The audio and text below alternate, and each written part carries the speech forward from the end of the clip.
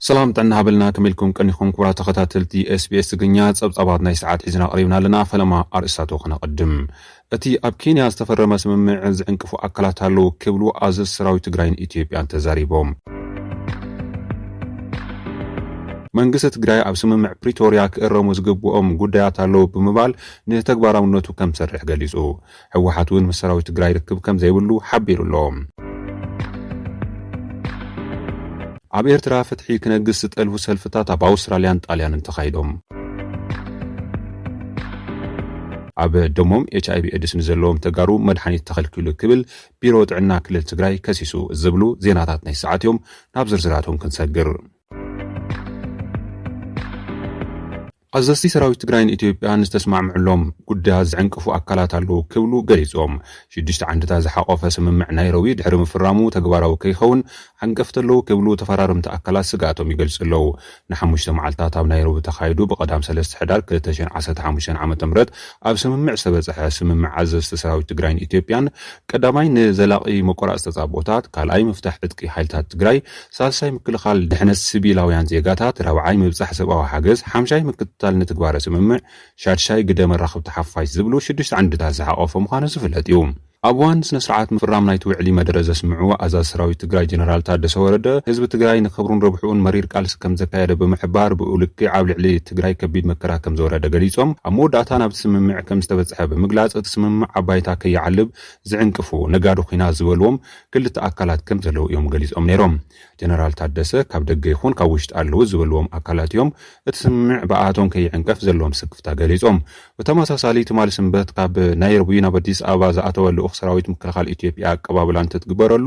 መደረ ዘስምዑ ላዕለዋይ ኢታማዦር ሰራዊት ምክልኻል ኢትዮጵያ ፊልድ ማርሻል ብርሃኑ ጁላም ከም ሃገር ልዕሊ ዝኹናት እዚ ክንስከም ኣዝዩ ኣጸጋሚ እዩ ኣብ ልዕሊ ህዝቢ ትግራይ ካብዝን ላዕሊ መከራ ክንፈርዳ ይንደልን እቲ ህዝቢ ኣኽሎ ዝበሉ ኮይኖም ኣብ ትግራይ ዘሎ ምርሕነት እውን ኩናት ኣኽለና ዝበለን ነቲ ኩነታት ዝተረድአን ይመስል ክብሉ ገሊጾም ኣስዒቦም ድማ ስምምዕ ፕሪቶሪያ ግዳሲ እዩ ነዚ ስምምዕ ዘይተቐበሉ ኣካላት ካብትን ካብዝን ኣለዉ እዮም እዚ ቃልሲ ዝሓትት እዩ ሰላም እደሊ እየ ዝብልን ሰላም ኣይደልን ዝብልን ማን ከም ዝስዕር ይፍለጥ እዩ ሰላም ዝነጽግ ሓይሊ ተዓዊቱ ኣይፈልጥን እዩ ብምባልካ ዘለዎም ስክፋት ገሊጾም ኣለዉ መቐጸልታ ናይቲ ኣብ ፕሪቶሪያ ዝተፈጸመ ስምምዕ ዝኾነ ስምምዕ ኬንያ ብመሰረቲ በቐዳም ዝተኸተመ ስምምዕ ናብ ትግራይ ሰብኣዊ ተበጻሕነት ከኣቱ ኣብ ስራሕ ንዝነጥፉ ሰራሕተኛታት ውሕስነት ጸጥታ ክወሃብ ብክልተ ኣካላት ዝጣየሸ ወገን ድማ ነቲ ኸይዲ ክዕዘብን ምትግባሩ ክከታተልን ተስማዕሚዖም እዮም ዘለዉ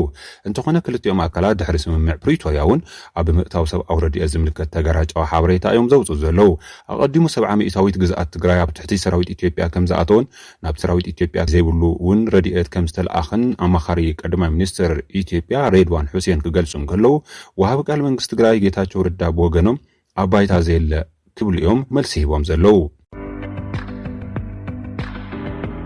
መንግስቲ ትግራይ ኣብ ስምምዕ ፕሪቶሪያ ክእረሙ ዝግብኦም ጉዳያት ከም ዘለዎ ብምሕታት ተግባራዊ ንምግባር ከም ሰርሕ ገሊጹ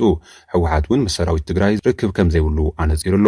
መንግስቲ ትግራይ ድሕሪ ስምምዕ ኬንያ ኣብ ዘርግሖ መግለጺ ህዝብን መንግስትን ትግራይ ፖለቲካዊ ኣፈላላይ ብዘተን ሰላምን ጥራሕ ይፈታሕ ዝብል መትከል ሒዞም 4 ዓመት ሙሉእ ከም ዝተቃለሱ ማሕበረሰብ ዓለም ዝፈልጦ ሓቂ እዩ ብምባል መማረፂ ስለዝሰኣን እውን ናብቶም ዝሓለፉ 2 ዓመታት ከቢድ ስነ ልቡናዊ ሰብኣውን ንዋታውን መስዋዕትነት ከፊሎም ኣብ ደቡብ ኣፍሪካን ኬንያን ስምምዕ ዘተ ሰላም ክካይድን ክፍረምን ገይሮም ብምባል ነቲ ስምምዕ ከም ዝድግፎን ተግባራዊ ክገብሩ ከም ዝቃለስን ገሊጹሎ መንግስቲ ትግራይ ኣብ ዝተፈረመ ሰነድ ብስነ ስርዓት ክእረሙ ክውሰኹ ዘለዎም ጉዳያት ኣለዉ ዝበለ ኮይኑ ኣብ ስምምዕ ፕሪቶሪያ ህወሓት እናተባሃለ ዝተጠቕሰ ስም ኣብ ደቡብ ኣፍሪካ ዝተሳተፉ ልኡኻት ንመንግስቲ ትግራይ ብዕሊ ዝወከሉ ምዃኖም ብስሩዕ ደብዳቤን ብሚድያን ንሕብረት ኣፍሪካ ዝተገልጸ እዩ መዳርግቲ ኣካላት እውን ዝፈልጥዎ ሓቂ እዩ ስለዚ ተደራደሩ ወኪላትና ንህዝብን መንግስትን ትግራይ ዝወከሉ እምበር ወኪላት ህወሓት ስለዘይኮኑ ክእረሙ ዝግብኦ እዩ ኢሉሎ ብተመሳሳሊ ኣብቲ ሰነድ ዕጡቓት ህወሓት ተባሂሉ ዝተቐመጠ ኣገላልጻ ሰራዊት መንግስቲ ትግራይ እምበር ዕጡቓት ህወሓት ዝበሃል ሓይሊ ስለዘየለ ክእረም ዘለዎ እዩ ኢሉ ከምኡውን ብድምፂ ህዝቢ ትግራይ ዝተመረፀ መንግስቲ ትግራይ ክቕየር ክፈርስ ዝኽእል ብህዝቢ ትግራይ እምበር ስምምዕነት ተጻብኦ ደምዋል ስለዘይኮነ እዚ እውን ክወጽእ ዘለዎ እዩ ካብዚ ብተወሳኺ ትሕዝቶን ኣገላለጻን ሰነድ ስምምዕ ውሕስ ሰላም ዘረጋግጽ ኣግባብ ኣብ ሰነድ ዝተቐመጠ ንምእራም መንግስቲ ትግራይ ኣድላይ ቃልሲ ከም ዝገብር ንህዝብና ክነፍልጥ እንደሊ ክብል ኣብቲ ዘውፅኦ መግለጺ ሓቢሩ ብመሰረት እቲ ሰነድ ስምምዕ ኣብዚ እዋን ቀዳምነት ተዋሂቦም ክትግበሩ ዘለዎም ጉዳያት ዝበሎም ድማ ዘይተገደበ ሰብኣዊ ረድኤት ሓገዛት ብዓይኒ ዓይነትን መጠንን ብዘይ ወዓል ሕደር ከይተቆራረፀን ኣብ ትግራይ ከኣቱ መሰረታዊ ማሕበራዊ ኣገልግሎታት ብቕልጡፍ ክጅመሩ ህዝብና ብኣልማሚት ይጭፍጭፉን ናፍትና ይዘምቱን ኣለዉ ዝበሎም ሓይልታት ኤርትራ ካልኦትን ብቕልጡፍ ካብ ትግራይ ክወፅሎም ዝበለ ኮይኑ ኣብ ምውፃእ እቶም ሓይልታት መንግስቲ ኢትዮጵያ ይኹን ዓለም ለኸ ማሕበረሰብ ዲፕሎማስያውን ሕጋውን ሓላፍነቶም ክፈጽሙ ይግባእ ብምባል ኣብ ፕሪቶርያን ናይሮቢን ዝተበጽሐ ስምምዕ ወዓል ሕደር ከይተባሃለ ተግባራዊ ክኸውን ፀዊዑ ኣሎም። እቲ ሰነድ ስምምዕነት ገበን ጀኖሳይድ ደው ንኽብል ምብትታንን ምምዝባልን ህዝቢ ክዕገት ኣብ ልዕሊ ህይወት ንብረትን ህዝቢ ዝበፅሕን ይበፅሕን ዘሎ ህልቂትን ዕንወትን ክዕገት ምግባር ሕገ መንግስታዊ ስርዓትን ንኽኽበር ኩሎም ፀገማት ብዘተን ልዝብን ብሰላም ክፍትሑ እዝኒ ምዕዋት ድማ ተጻብኦ ደው ክብል ሰብኣዊ ሓገዝ ከኣቱ መሰረታዊ ማሕበራዊ ግልጋሎታት ክኽፈቱ ዝሕግዝ እዩ ዝብል እምነት ከም ዘለዎ እውን ሓቢሩ ክእረሙ ዝግብኦም ጉዳያት ክእረሙ ፀዊዑ ንተግባራውነቱ ከም ዝሰርሕ እዩ መንግስቲ ትግራይ ኣነፂሩ ዘሎ። ካብዚ ብተወሳኺ ኣብቲ ሰነድ ስምምዕነት ተገሊጹ ዘሎን ክዕረ ዝግብኦ ዝበሎ ጉዳይ ድማ ተዋጋእቲ ሕወሓት ተባሂሉ ተገሊጹ ዘሎ ሓሳብ እዩ። ነቲ ከይዲ ሰላም ንምድሓን ብዝብል ብኣግባቡ ክእረም ዕድል ንምሃብ ኣጽኒሕናዮ እምበር ንመሰረት ሕገ መንግስቲ ሕወሓት ዝመርሖን ዘዋፍሮን ዕጡቕ ሰራዊት ክህልዎ ፈጺመ ይፍቀድን ብተግባር እውን ሕወሓት ሰራዊት የብሉን ኢሉ ኣሎ። ሰራዊት ትግራይ ህዝቡ ካብ ጽንተት ንምክልኻል ዝተፈጥረ ሰራዊት መኸተ እምበር ናይ ዝኾነ ፖለቲካዊ ውዳበ ሰራዊት ከም ዘይኮነ እውን ብዝግባእ ዝፍለጥ እዩ። ስለ ዝኾነ ኣብ ሰነድ ስምምዕነት ሕወሓት ወኪሉ ዝተለኣኸ ኣካል ስለ ዘየለ ብሽም ሕወሓት ዝተገብረ ምፍራም ስምምዕነት ተዋጋኣይ ሕወሓት ዝብልን ኣቀማምጣን ኣገላልፃን ትኽክል ከም ዘይኮነ ተፈሊጡ መእረምታ ክግበር ሕወሓት በቲ ዝተቐመጠ መስርሕ ሰላም ከም ዝቃለስ እውን ክፍለጥ ይግባእ ኢሉ ሕወሓት ነቲ ስምምዕ ከም ዝቐበሎ ግን ድማ ብሰነድ ዘሎ ጌጋ ዝበሎም እርማታት ክግበረሉ እውን እዩ ሓቲቱ ዘሎም። ፍትሒ ኣብ ኤርትራ ክነግስ ዝጠልቡ ሰልፍታት ኣብ ኣውስትራልያን ጣልያን ተኻይዶም። ኣብ ዝተፈላለዩ ከተማታት ኣውስትራልያ፣ ኣውሮፓን ኣሜሪካን ዝነብሩ ኤርትራውያን ብምኽንያት እቶም ኣብ ቀረባ እዋን ብኣባላት ጸጥታ መንግስቲ ኤርትራ ዝተኣስሩ ኣቡናትን ካህናትን ዝርከቦም መራሕቲ ሃይማኖታትን ኣቦታትን ካብ ማእሰርቲ ክፍትሑ ዝብል ሰላማዊ ሰልፍታት ከካይዱ ጀሚሮም ኣለዉ። ትማሊ ኣብ ከተማ ሮማ ከካየድ ዝወዓለ ሰልፊ ንምፍታሕ ኣቡነ ፍቅረ ማርያምን ብጾቶምን ከምኡውን ኣብ ኣውስትራልያ ከተማ ካንቤራ ትማሊ ዝተኻየደ ሰላማዊ ሰልፊ ኣብ ኤርትራ ሰሪቱ ዘሎ ዝተባሃለ ኩሉ ዓይነታዊ ግህሰትን ጭቆናን ፍታሕ ክርከቦ ዝጠልብ እዩ። ሰልፈኛታት ነቲ ኣብ ውሽጢ ኤርትራ ይፍጸማሎ ዝብልዎ መከራ ህዝቦም ንምቅላዕ መከራ ዘንጸባርቑ ጭርሖታትን ጽሑፋትን ሒዞም ሰልፎም ዘካየዱ ኮይኖም ክልተ ኣባላት ፓርላማ ኣውስትራልያ እውን ኣብቲ ኣጋጣሚ ተረኺቦም ድጋፍ ከም ዝሃቡ ተገሊጹ ኣሎ። ገለ ካብቶም ሰልፈኛታት ምስ ተሓጋጋዚ ሚኒስትሪ ወጻኢ ጉዳይ ኣውስትራልያ ተራኺቦም ከም ተመያየጡ ተሓቢሩ እዩ።